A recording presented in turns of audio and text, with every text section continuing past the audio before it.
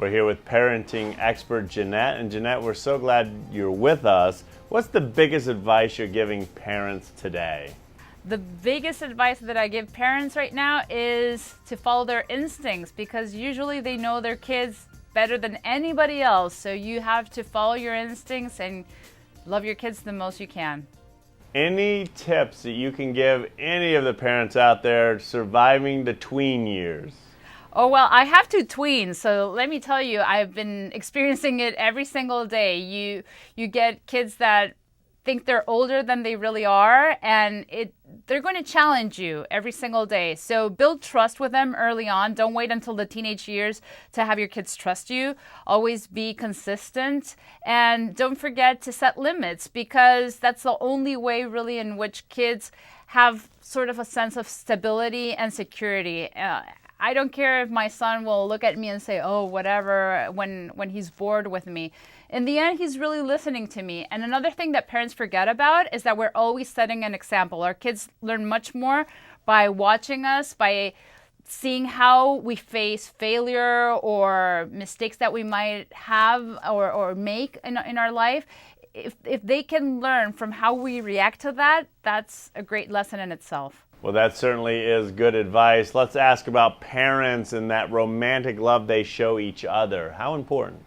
Well, the best thing you can do for your kids is love your spouse. I would say that's the most important thing, because that way you're not only making that other person feel special, but you're also setting an example for your child. So on Mother's Day, I would say it's really crucial for your kids to see how much you value their mom.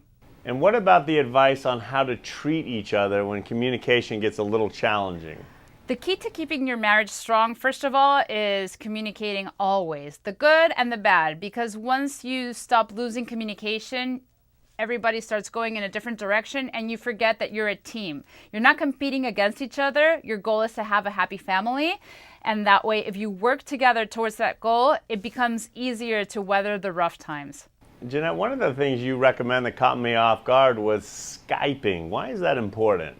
Oh, I recommend it 100%. I've been using it for years. My own family lives very far away. They live in Chile. So Skype has been helping me for years to stay connected with them when I can't be physically present with them. And it's so easy. You just download the free app on your phone, your tablet, your computer, and you can access it anywhere, which is pretty awesome.